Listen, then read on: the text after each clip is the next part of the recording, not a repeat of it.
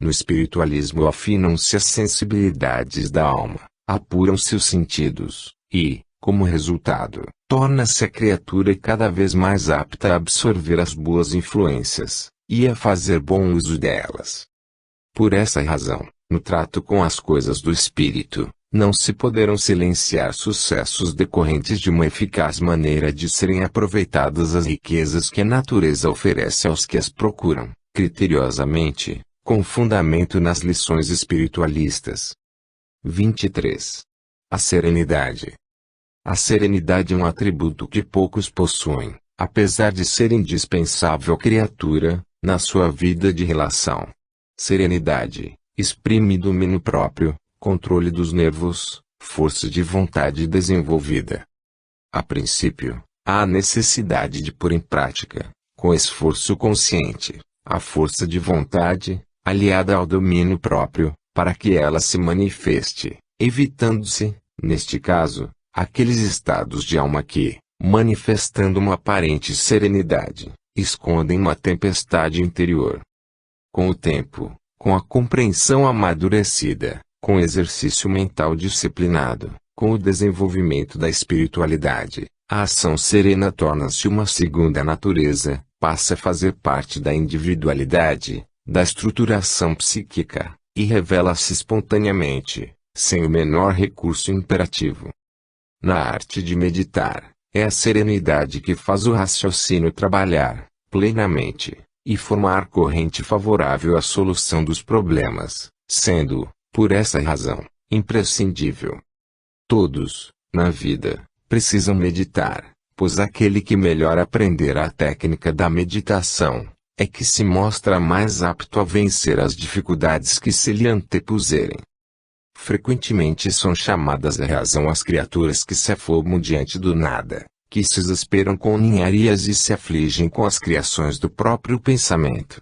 Ao procederem de modo oposto à serenidade, desgastam-se essas criaturas animicamente, envelhecem prematuramente, alvoroçam o ambiente, criam desassossego em torno de si mesmas e provocam estados intranquilizadores. A serenidade não significa impassividade, mas, ao contrário, o meio ativo de se dar solução certa, ao menor tempo, a qualquer imprevisto que se manifeste. A serenidade é dom desenvolvido do cabedal espiritualista.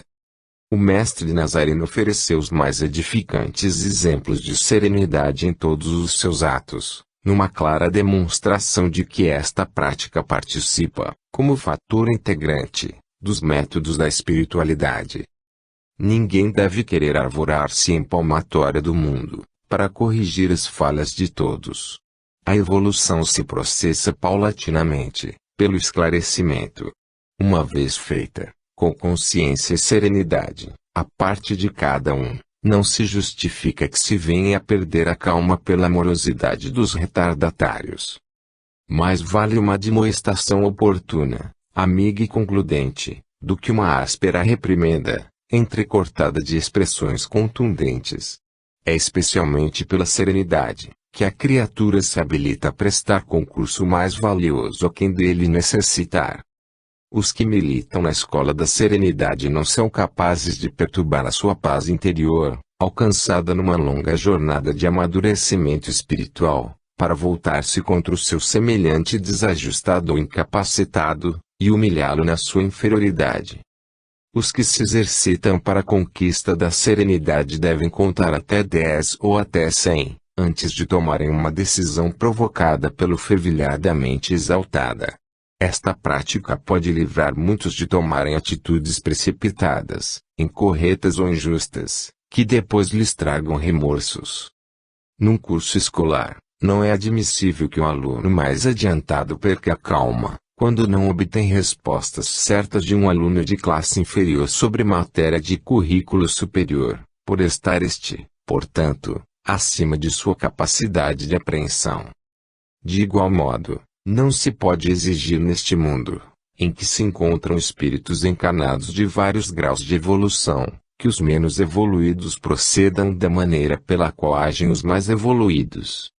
Este princípio, apesar de tão elementar, não é observado na Terra, onde o espírito de intolerância e, de revolta contra o semelhante se manifesta, a cada passo, devido a não haver compreensão acerca da sistemática estabelecida para as reencarnações dos espíritos que provêm de vários e diferentes planos astrais, classificados segundo os graus de evolução.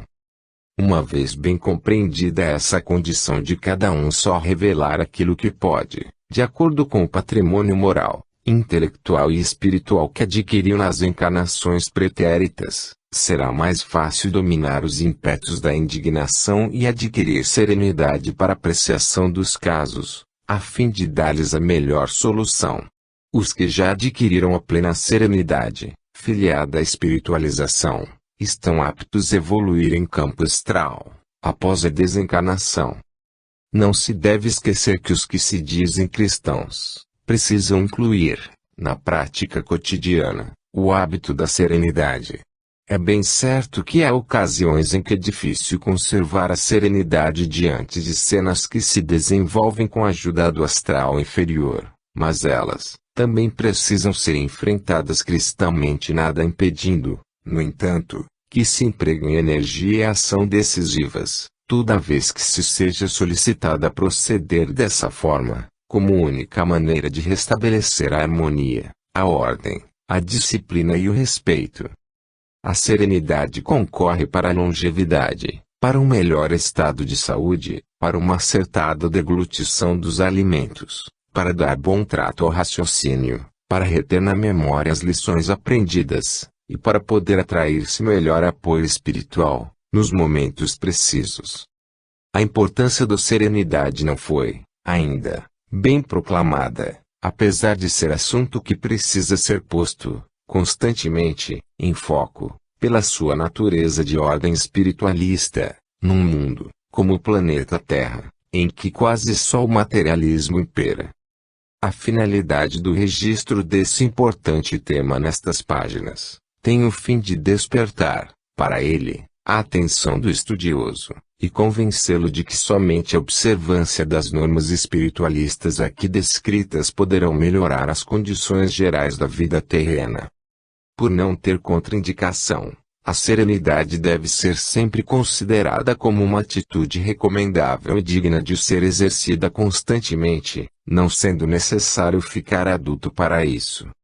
A criança, desde cedo, precisa saber o que é a serenidade, o que representa e o que vale. Bem assimilada essa virtude, no começo da existência, os frutos, mais tarde sazonados, são numerosos e de alto rendimento. A marcha equilibrada do indivíduo, na sua trajetória terrena, depende da adoção de um grupo de princípios espiritualistas, por serem estes fundamentais, na ordem das coisas espirituais. Como são as normas espirituais que dirigem a vida material com acerto e segurança, forçoso é reconhecer que ninguém poderá viver nas melhores condições possíveis na Terra, sem pôr em prática, em cada dia, na solução de todos os problemas, os preceitos interligados de natureza espiritual, dentre os quais se sobressai o da serenidade.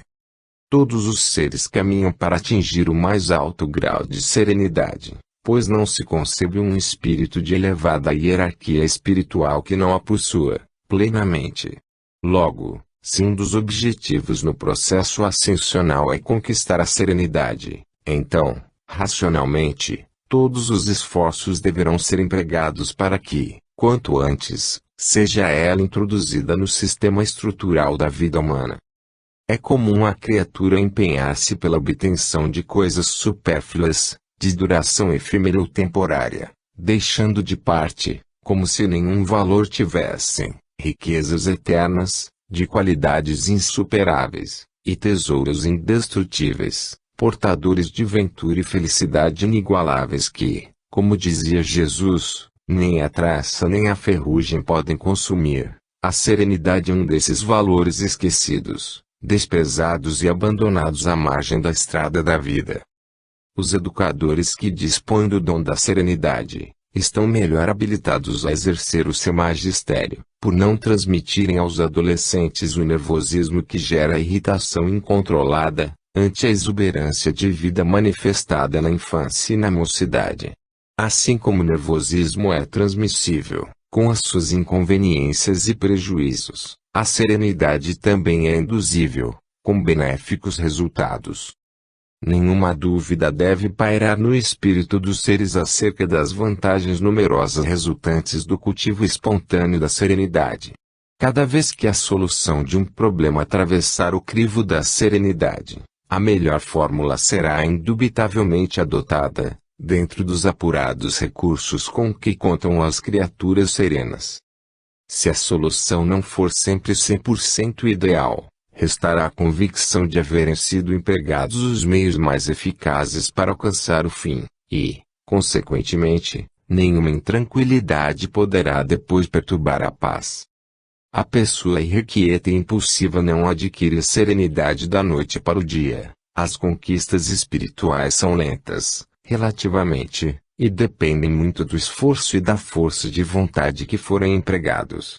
Mas é preciso começar a desenvolver esse dom e a cultivá-lo, com esmero, no decorrer das idades e das vidas sucessivas. Aqueles que revelam alta dose de serenidade no seu viver, pode-se ter a certeza de que ela resulta de uma longa prática, exercida no curso de várias encarnações pretéritas. Os valores obtidos pela aprendizagem espiritualista jamais se perdem.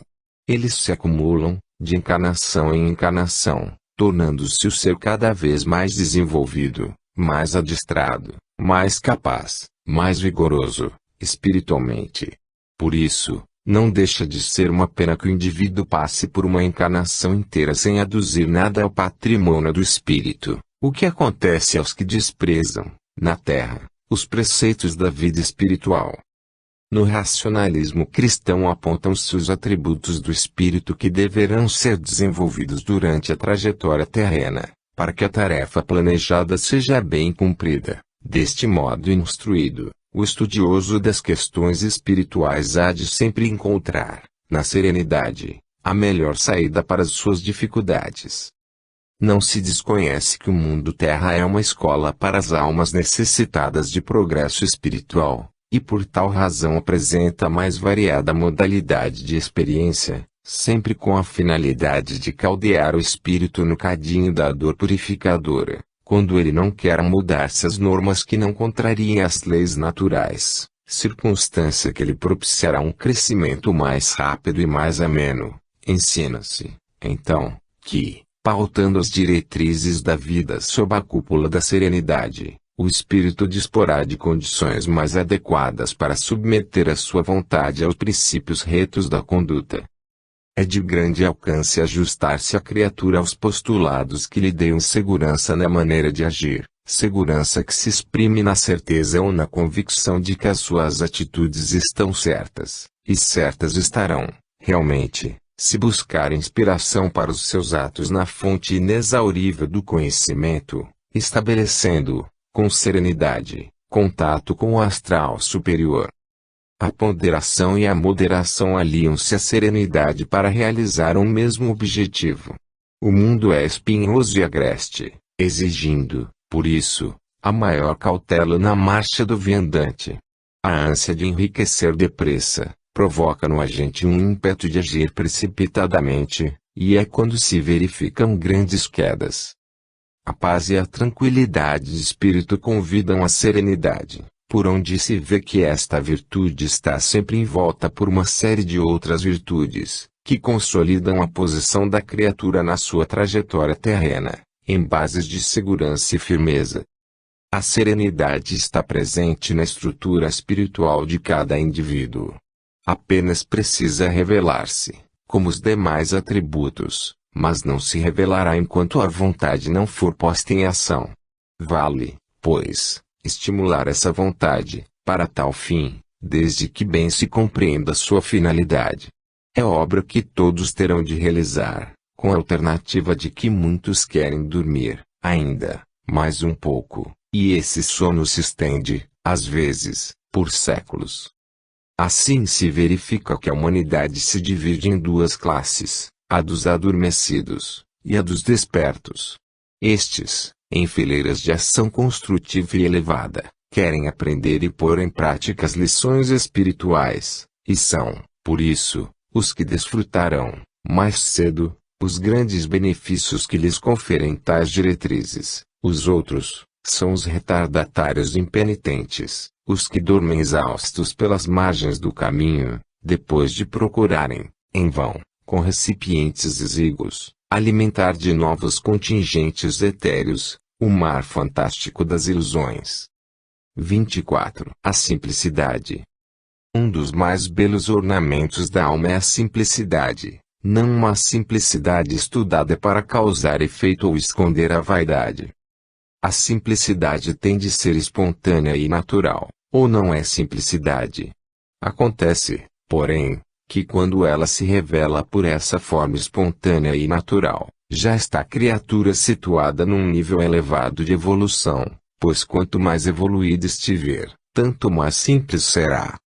A falta de simplicidade, ostensiva e oculta, denuncia um estado de alma nada lisonjeira, nada edificante, muito embora a encenação seja a mais tocante possível. Almas tidas como piedosas, não raro deixam-se levar pela mística de recompensas celestiais e adotam uma representação no palco da vida, que leva à comoção muitas das pessoas inclinadas a proceder da mesma forma. A simplicidade que envolve esse cenário é aparente, e não real. Para muita gente, ser piedoso é ser simples, e vice-versa, quando, na realidade, o piedoso é um ser imbuído da convicção enganosa de ter assegurada, pelos seus atos, a sua entrada triunfante no reino dos céus, após a morte, julgando haver conquistado no paraíso celeste a mais alta distinção espiritual. O piedoso é assim um indivíduo que facilmente se envaidece, enchendo-se de pretensões falsas e até ingênuas.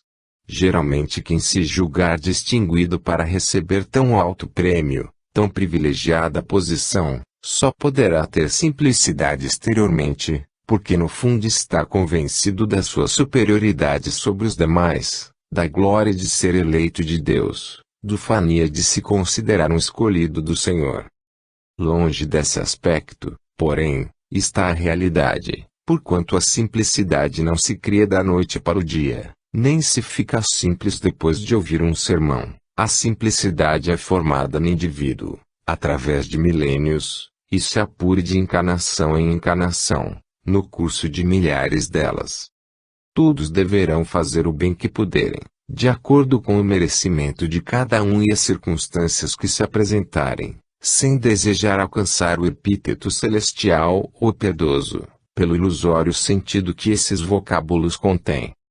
Exemplos de verdadeira simplicidade dão-nos aqueles espíritos altamente evoluídos que encarnaram no planeta, não mais para se depurarem, mas para servir de guias, como mestres para ajudarem a esclarecer os que se acham. Moisés, Hermes, Buda, Confúcio, Krishna, Maomé e principalmente Jesus foram mestres que encarnaram para ajudar a humanidade a evoluir. Neste século XX, contou-se com a presença de Luís de Matos, não menos mestre, que veio com a missão de implantar na Terra o racionalismo cristão. A simplicidade nesses espíritos foi modelar, natural e espontânea, e será nela que se devem inspirar os estudiosos do espiritualismo, para sua crescente renovação espiritual. A simplicidade não obriga ninguém a curvar-se ante os poderosos, nem humilhar-se diante de qualquer situação. Em primeiro lugar, porque os que se julgam poderosos, são meros manequins em uma eventual exibição, e só o fato de se julgarem poderosos e pretenderem dar testemunho disso prova a inferioridade espiritual que os anima. A próxima encarnação enseja-lhes a lição adequada para a correção do mal. Em segundo lugar, porque todas as almas são da mesma essência, iguais perante ao todo, e diante dessa verdade, não cabem atitudes de humilhação. Se alguém precisar de humilhar-se, deverá ser diante de si mesmo, de sua própria consciência, face aos erros cometidos, que realmente inferiorizam. Ninguém deve cometer a imprudência de humilhar o seu semelhante na sua dignidade pessoal, para feri-lo, de algum modo. A simplicidade não admite atos que contrariem a ética espiritualista, de que faz parte. A criatura simples não disputa lugares que não lhe devam pertencer ou para os quais não está preparada, não se impõe, pretensiosamente, não faz prevalecer a sua opinião pessoal sem respeitar a do seu semelhante, acata o ponto de vista alheio, examinando as circunstâncias que o determinam. A simplicidade é coerente, tolerante, moderada, prudente, comedida e respeitadora. Há pessoas que pensam que ser simples é andar com roupa amarrotada e de má qualidade, com sapatos descambados, de pijama na rua, de cabelo revolto, completamente descuidadas. Ao contrário, a simplicidade pede limpeza, esmero, decência e apuro. O mestre Nazareno, exemplo de simplicidade, usava túnicas sem costura, que eram as de melhor qualidade. Assim, os que trajam roupas de boa qualidade, podem, ao mesmo tempo, apresentar-se com discreta simplicidade. A simplicidade exclui o supérfluo, o aparato, a ostentação e o luxo, para só prevalecer a utilidade, na sua forma simples e indispensável. A simplicidade elimina qualquer apreensão do ser quanto ao que possa, porventura, faltar-lhe, porque, como está aliada à espiritualidade, não se cerca de ambições escravizadoras. Ela é um estado de alma perfeitamente configurado, em que a criatura vive sob a influência de satisfações que estão acima das que o mundo concede. Não obstante a peculiaridade exposta, a simplicidade incentiva o progresso, estimula a iniciativa, almeja o estabelecimento de uma vida simples para todos e contenta-se com o que tem. Todos caminham para a simplicidade, embora desconheçam muitos que esse é o rumo traçado, ao qual ninguém poderá esquivar-se, a não ser passageiramente. A simplicidade é um alvo, na escala da evolução. O indivíduo simples, quanto mais aprende, mais reconhece o pouco que sabe, em relação ao muito que ainda tem de aprender. Este conhecimento induz à simplicidade. A criatura de natureza simples não encontra motivos para abandonar a simplicidade, principalmente quando sabe que o universo é formado de miríades de galáxias, e estas também de miríades de sistemas solares, sendo cada um destes um grupo familiar composto de Sol, planetas, satélites, cometas e asteroides, tudo em movimento, sob a ação de leis imutáveis e eternas, e mais, que o planeta Terra, deste universo gigante, é como que uma partícula de pó no espaço. Diante disso, qual o habitante desta minúscula partícula, que há de julgar-se suficientemente importante para deixar de ser simples? Somente aqueles que se encontram sobremaneira absorvidos pelas ilusões terrenas, pelo poder temporal, pelas grandezas materiais e efêmeras, pelas quiméricas posições de mando, pelos fogos de artifício da luxúria, é que darão valor à sua hipotética importância, para desprezar a simplicidade. A simplicidade não é atributo que possa ser reconhecido por almas que trazem de encarnações passadas, ainda não eclipsadas, uma vivência aristocrática, impregnada de etiquetas sociais e mesuras, de reverência e rapapés, de adulações e endeusamentos, de farsas e hipocrisias, em que todos querem fazer o figura, brilhar nos salões, chamar a atenção sobre si, ouvir galanteios e expressões refinadas. Um tal cenário é do gosto de espíritos que ainda pertencem aos primeiros planos de evolução e que, embora possam ter o intelecto desenvolvido, são pobres, ainda, de espiritualidade. É necessário que se saiba que o que marca a ascensão de um plano de evolução para outro mais elevado é o progressivo desenvolvimento espiritual que se consegue na marcha pelo caminho da espiritualidade, já que o aumento da capacidade intelectual só tem real valor, quando aplicado na cultura e na prática espiritualistas. Não há recriminação para os que não podem ser simples, desde que o seu grau de evolução não lhes dê meios de se libertarem do apego que sentem pelas aparências suntuosas. Estes procuram no enfeite decorativo, no adorno superficial, o enlevo sentimental. sentem-se felizes e alegres com os reflexos ofuscantes da vida material. Retroagindo na análise até um ponto na origem da evolução humana, observa-se que os silvícolas se sentem extasiados com espelhos, lantejoulas, cristais lapidados, miçangas, plumagens coloridas, colares de vidro, pulseiras de metal e com tudo que refulge. A simplicidade deve ser olhada como um objetivo a ser atingido. Em cada existência deixasse de lado um pouco das ostentações que separam a criatura da simplicidade, e assim, aos poucos, irá ela se despindo de todas as desvaliosas causas que a vêm prendendo a uma concepção que irá ficando para trás, envelhecida como traste inútil. Uma vez que a evolução seja, como de fato é, a maior conquista que o ser pode desejar, é natural que se realcem todas as facetas desse troféu, para poder ser, progressivamente, alcançado. Deste modo, examine cada qual o seu interior a fim de notar o que ali o estará entravando para poder ser atingido o colimado fim, a posse da simplicidade. A pessoa simples não se revolta com as falhas esporádicas ou eventuais do semelhante.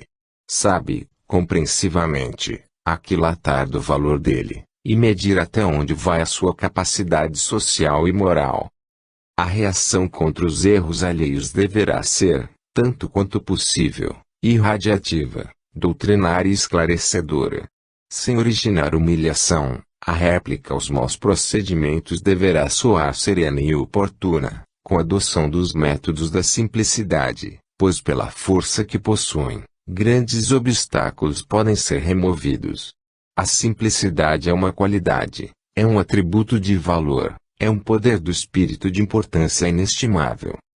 Grandes figuras humanas, além de Jesus, deram exemplos magistrais da força da simplicidade inata. Dentre muitas, basta citar uma, bastante conhecida, por haver sido contemporânea, a do Mahatma Gandhi, na Índia.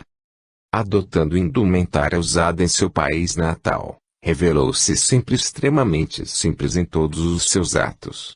Essa simplicidade chegou a tornar-se chocante, frente à aristocracia. Foi um líder, um idealista, realizador que sacudiu milhões de pessoas, sob o manto sincero da simplicidade.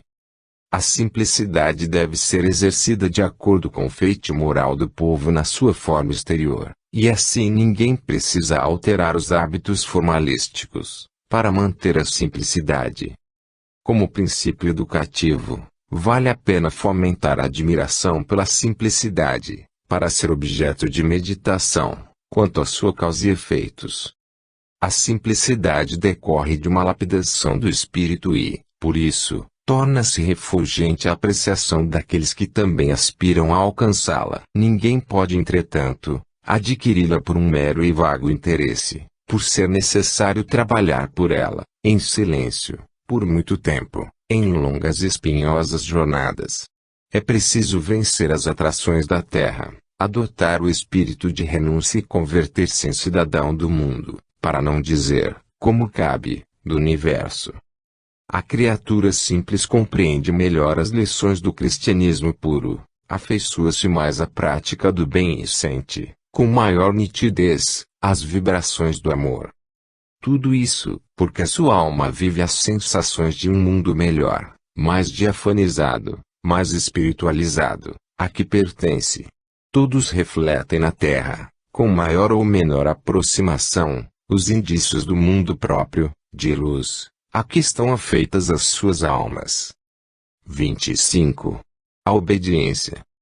Uma das coisas importantes na vida, é saber cultivar o espírito de obediência. Adotar como norma a obediência, sem ser servil, é um dever.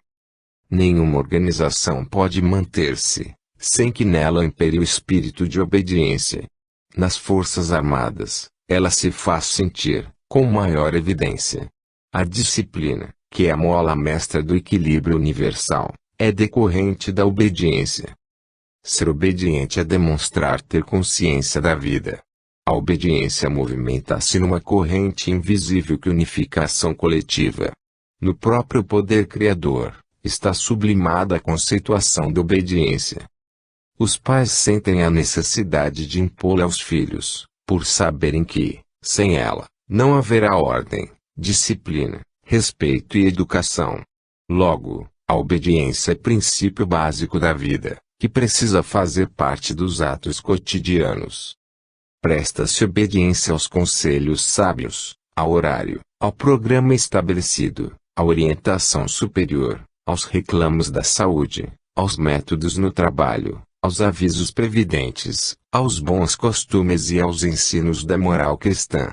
Se a obediência desaparecesse, o mundo se tornaria um caos, seria uma Babel numa cratera de destruição. Uma vez se reconheça que a obediência é fator de progresso e iluminação, então fácil será compreender que quanto melhor cultivado o princípio de obediência, mais lucrará a coletividade, mais estável será a vida no planeta e melhores serão os resultados por ação conjunta de seus habitantes. Por isso, a obediência é um princípio normativo que o espiritualismo proclama, uma vez que constitui substância preponderante na composição dos elementos que devem sustentar a evolução. O mundo dá uma volta em torno de seu eixo em 24 horas, e um giro ao redor do sol em 365 dias e um quarto, em obediência a disposições cósmicas. Estes são, apenas, um exemplo do que ocorre na mecânica universal, em que obediência a leis se faz sentir em toda a plenitude. Ser obediente à sua própria consciência é ser honesto, trabalhador, zeloso, cumpridor fiel dos seus deveres, porque a consciência é um reflexo da alma suprema, e esta só emite qualidades positivas, construtivas e verdadeiras. Ser obediente não é só acatar ordens de terceiros, superiores hierárquicos, e cumpri-las, mas sujeitar-se a todas as imposições honestas que a vida tiver reservado. Quase todos querem ser milionários, e muitos dos que o não podem ser, insurgem-se e preferem tornar-se desobedientes, é quando se agravam os males. Provas de obediência têm mais valor quando são dadas em condições difíceis, desfavoráveis, porque retemperam o espírito e o promovem a postos mais elevados em futuras tarefas. Submeter-se à obediência é estimular o sentimento de resignação, não uma resignação de desfalecimento, própria de criatura vencida, mas de fortaleza, ânimo, de força de vontade, de domínio próprio, de entendimento. Se todos tiverem respeito pela obediência, a máquina da vida correrá sem acidentes. A obediência deverá resultar de um sentido, comum a todos, pois a todos beneficia, ajusta, preserva. O desobediente é um insensato que não conhece o mecanismo da vida, e está em toda parte parasitando pelo mundo e preparando um futuro de amarguras para, por meio dele, cair em si, descobrir-se, e então enveredar por novos rumos. A obediência enquadra-se nas leis naturais que regem o universo, e não convém contrariar nenhum preceito dessas leis, porque os resultados não se farão esperar. Daí a razão por que se conclamam os bem-intencionados, com preparo relativo, ao estudo do espiritualismo, na certeza de que nele encontrarão as luzes esclarecedoras por meio das quais não pisarão em terreno falso, durante o período em que permanecerem neste plano físico de experiências. A obediência espontânea brota das almas bem formadas, inclinadas a participar da harmonia dos acontecimentos. Ela reúne as criaturas, dá ritmo aos trabalhos e aumenta o seu rendimento. Qualquer ato de desobediência, seja no desrespeito a horários, ou nas reações internas, é sempre uma quebra de harmonia no concerto das atividades humanas, e o responsável terá de colher consequências desagradáveis. Pode parecer que não é tanto assim, mas na realidade é. Muitos dos que sofrem por aí, sem saber por quê, são vítimas de si mesmos, de sua ignorância das coisas do espírito e dos descuidos com relação aos pormenores apontados, quando em encarnações pretéritas. Prevenir é sempre melhor do que remediar, e o remédio, nestes casos, é a queima, com dor, das falhas cometidas. Não custa ser obediente, nem dá mais trabalho optar pela obediência. Diante disso, desobedecer é demonstrar negativismo, é reagir contra o bem, é macular a boa conduta. Só os tolos acham que obedecer é curvar-se, é rebaixar-se, é diminuir-se. Fala aí o orgulho decepcionante, a presunção deformadora, a vaidade perniciosa. Essas três formas de inferioridade atestam a inteligência obstruída. Dever imperioso é o de obedecer, desde os simples mandados, até as gigantescas ordenações emanantes das esferas luminosas. A obediência é uma retribuição harmoniosa e um pensamento justo e progressivo. Não se admite a tolerância do mal. O mal é uma aberração que se opõe ao que é bom e verdadeiro, e está sempre fora da lei. Enquanto isso, a disciplina, consequência da obediência, está permanentemente dentro da lei. Esta observância cabe para que não se pense que todas as ordens devem ser cumpridas. Evidentemente, as que conduzam ao mal, não. A recusa a uma determinação odiosa pode custar até mesmo a vida, mas o que importa é manter-se a consciência serena e limpa. Estes estudos são espiritualistas, e a obediência é aqui colocada no plano elevado do espírito. A sua conceituação ultrapassa os limites materiais e subalternos, para projetar-se no campo das concepções afinadas pelos acordes da espiritualidade. Quando a obediência integra a maneira de sentir, fica fazendo parte do procedimento normal, infiltra-se nas normas visuais e desaparece qualquer ação atuante exterior. Uma vez fiquem todos compenetrados do valor da obediência, e não ponham em dúvida sua razão de ser, e cumpram as determinações que a vida for impondo, com justiça e propriedade, haverá maior aproveitamento de esforços, e melhor conjugação de rendimentos. O espiritualismo procura reunir, no seu código, todos os elementos capazes de tornar a vida útil, proveitosa, eficiente, e entre os de maior relevo, destaca-se a obediência, como fator de ação profícua, no aproveitamento da encarnação. É necessário fazer o melhor possível para tirar a oportunidade de colher os recursos de que carece o espírito para promover a sua evolução. Por isso, quando se consegue entrar em contato com ensinamentos que ilustrem a vida espiritual e oferecem meios para varrer da mente as névoas que a obscurecem, convém fazer o possível para entrar no âmago dos temas submetidos a estudo, a fim de pôr em prática as sugestões que encerram. O tema obediência é daqueles que oferecem campo para meditação e aprofundamento, e deve, por isso, merecer uma posição de destaque na classificação dos elementos fundamentais de aperfeiçoamento em exame. A obediência ministrada na infância assimilada, estende os seus efeitos por toda a existência, produzindo, no correr da vida, valiosos frutos. O ser obediente a princípios é estimado, acatado, infunde respeito e angaria amizades. Ninguém espera surpresas desagradáveis de quem pauta sua conduta em normas de obediência, visto serem elas inspiradoras de confiança, pela sua submissão às leis eternas. O ser conscientemente obediente, conta com um atributo a mais no acervo da sua riqueza espiritual.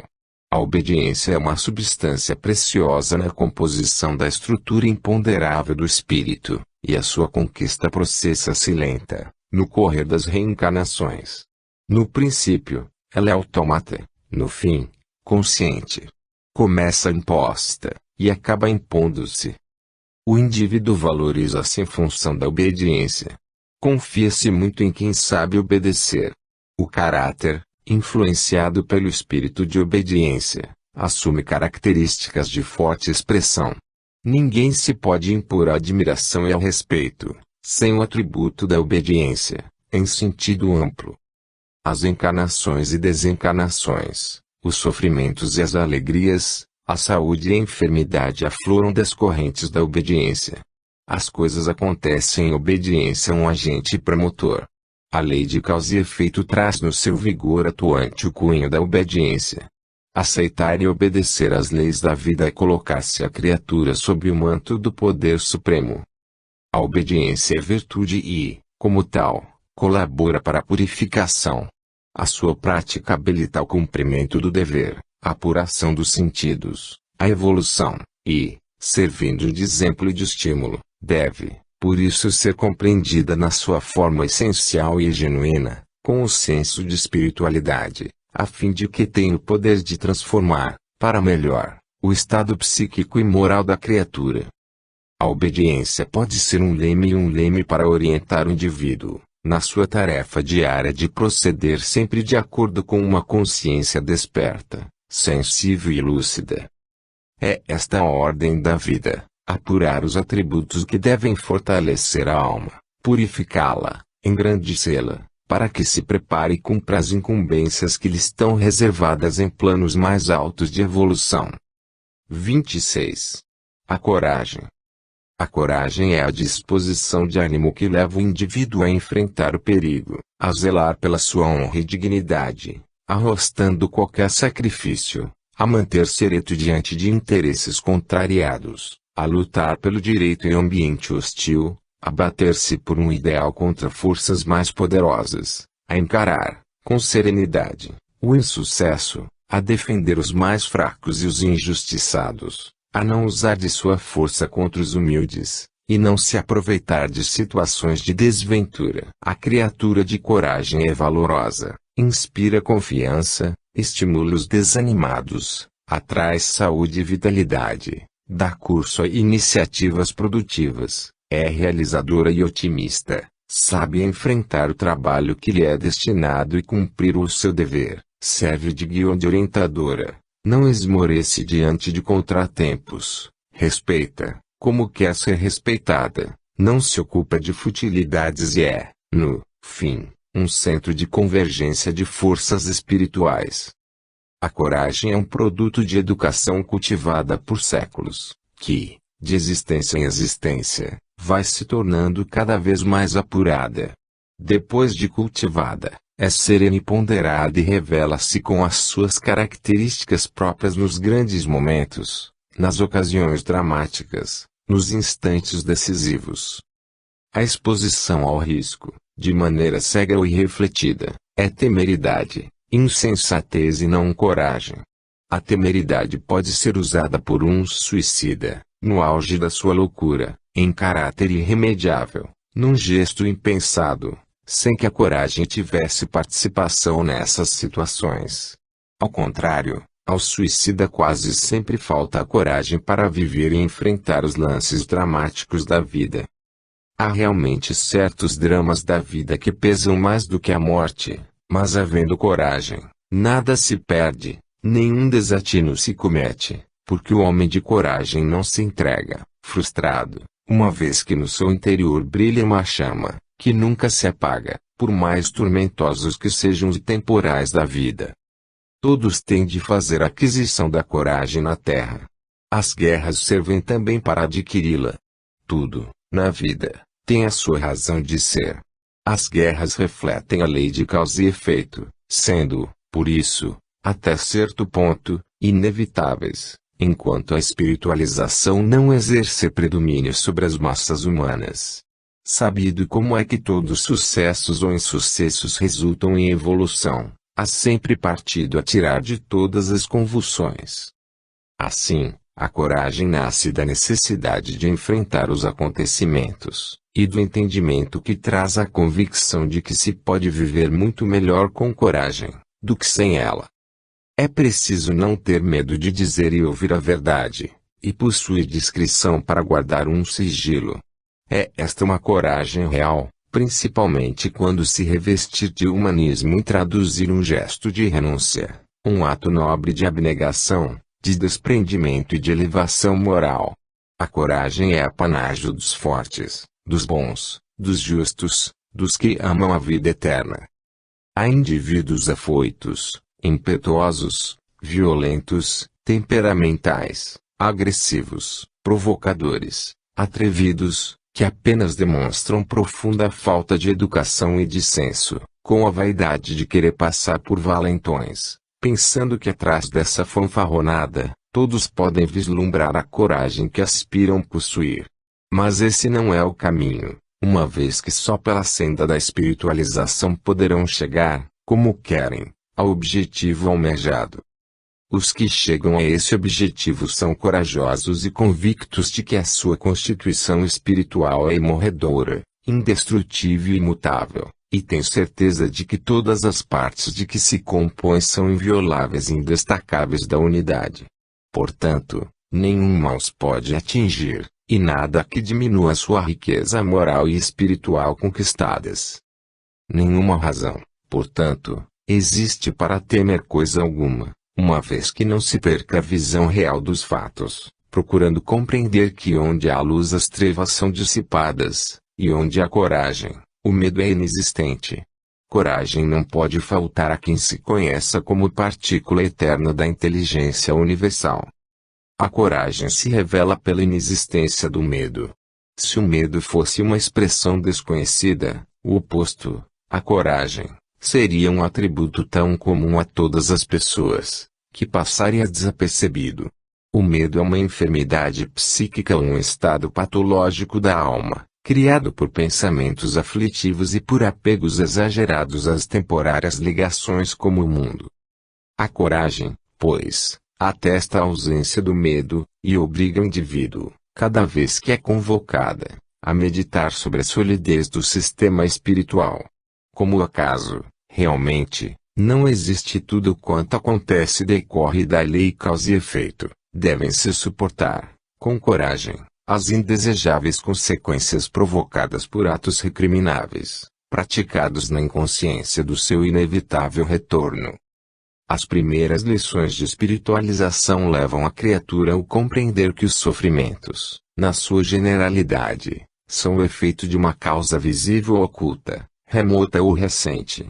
Portanto, fazendo bom uso da sua inteligência, não há ninguém, conscientemente, que queira cavar a sua ruína. Mas quando se encontrar na desgraça, sempre provocada, não deve deixar de apelar para sua coragem como um meio ativo, decoroso e digno de saber arcar com as consequências de seus próprios atos. Não é por falta de coragem que o indivíduo se esquiva de afundar-se no sofrimento, mas por sabedoria, por inteligência, por conhecimentos adquiridos com relação à vida espiritual. Dos planos elevados de espiritualização, descem à Terra, de quando em quando, para encarnar, espíritos iluminados, mestres em disciplina espiritualista, nos quais não é difícil constatar, além de uma coragem sem limites, o espírito de renúncia, a expressão de simplicidade e a dedicação superior voltada para a evolução da humanidade. A coragem de modo algum pode prejudicar. Ela exige prudência, cautela e ação.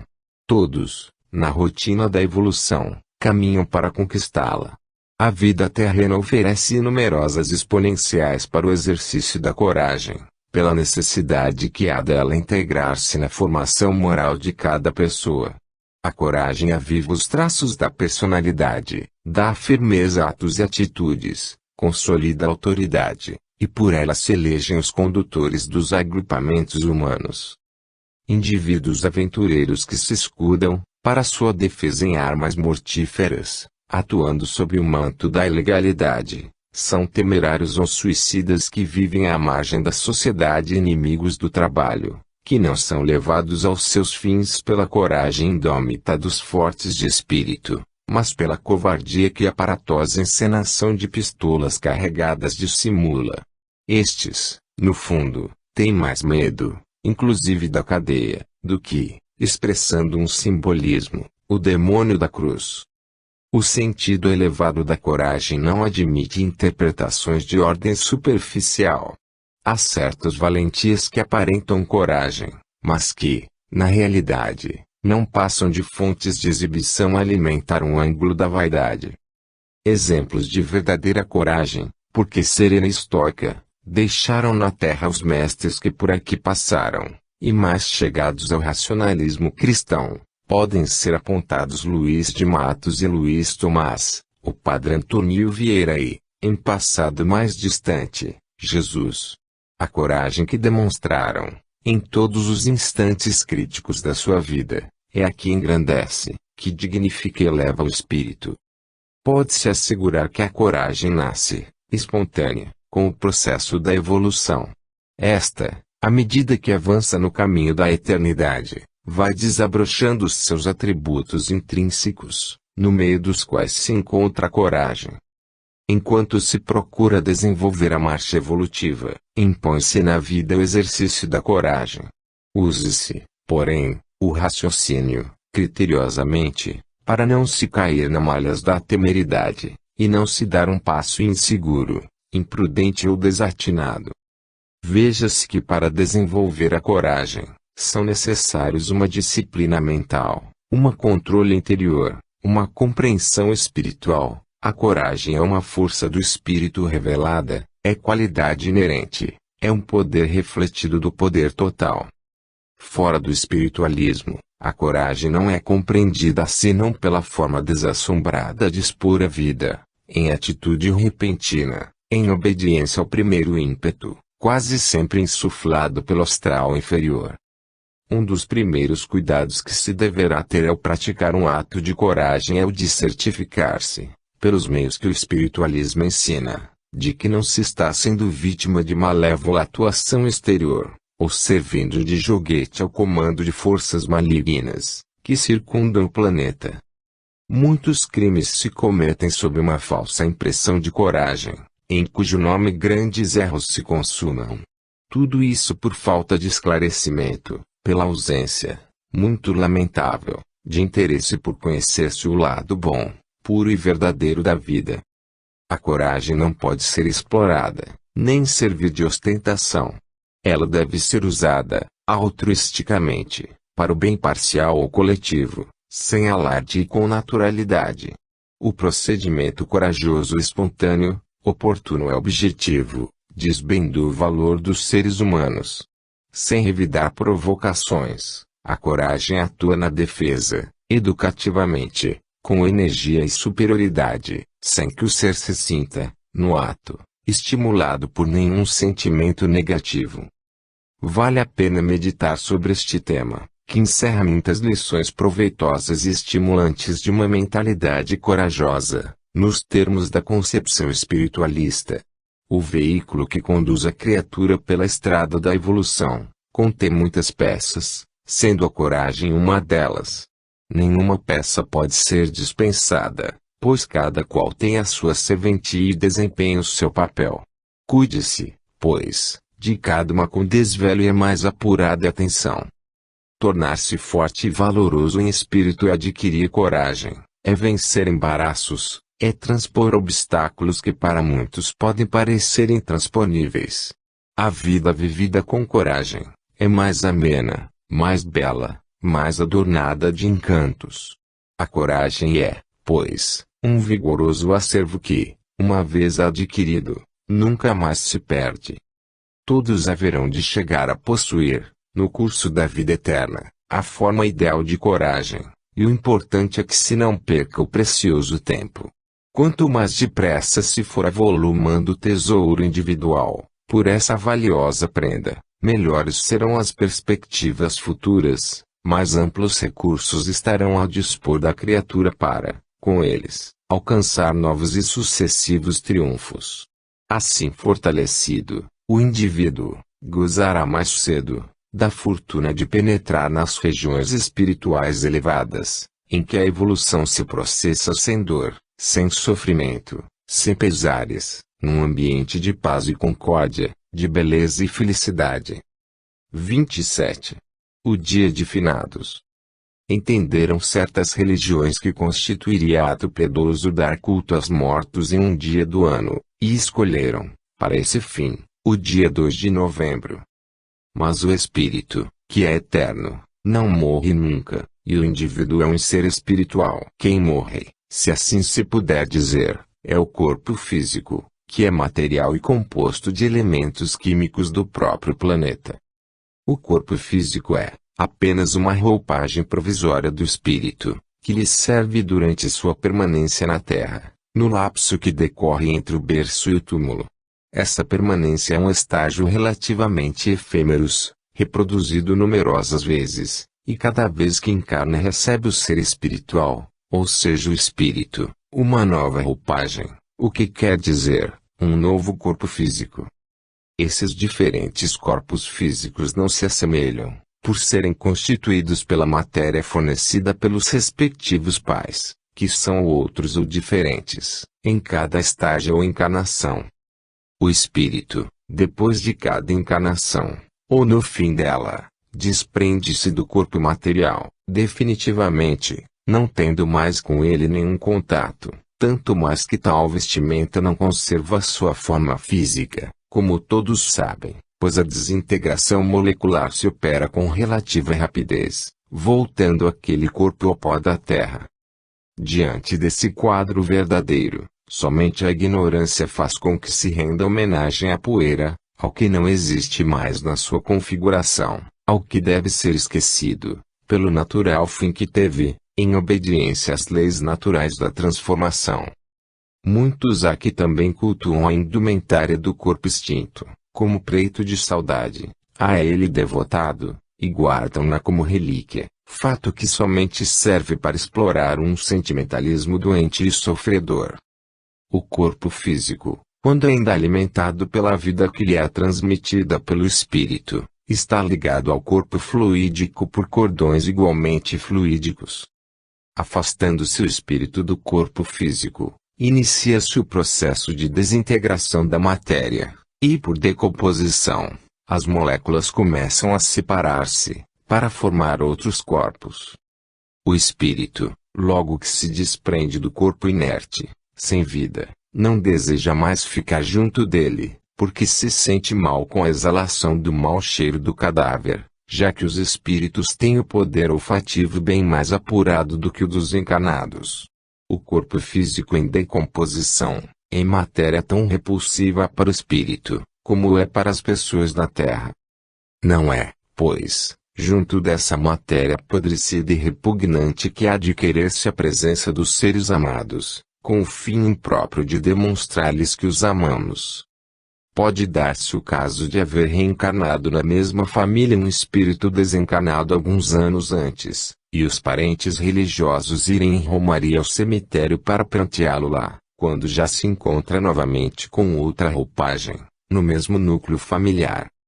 A ignorância da verdade faz com que o ser humano represente papéis tão incongruentes como esse, na marcha pela vida terrena. Os espíritos libertos do seu corpo físico partem para o seu mundo de luz, se viveram na terra esclarecidamente, se, ao contrário, se conduziram criminosa e materialmente, ficam no astral inferior, onde nada poderão fazer por ninguém, e atraí-los para o cemitério é um erro, já que se encontram em más condições psíquicas e ali reforçarão as correntes da dor, da angústia e do desespero, sem qualquer proveito. A romaria ao cemitério, a 2 de novembro, é uma prática ditada por aqueles que nada sabem da vida no campo astral, pois, do contrário, não cometeriam a imprudência e o desacerto de aconselhar medida condenável e prejudicial, a um só tempo, ao físico e ao espírito do romeiro. Os miasmas da putrefação e os micróbios das moléstias que ocasionaram a morte e o sepultamento do corpo, estão presentes na terra e no ar circundante, razão pela qual se recomendam irradiações higienizadoras, após haver-se tomado parte num enterro. Melhor seria que, em lugar de cemitérios, existissem fornos crematórios, onde os corpos fossem cremados ou incinerados, evitando-se, com isso, os inconvenientes da putrefação. O que acontece com o ser humano, ainda pouco familiarizado com os preceitos espiritualistas, é que ele só admite a existência da pessoa configurada na carne, e, fora disso, nada mais.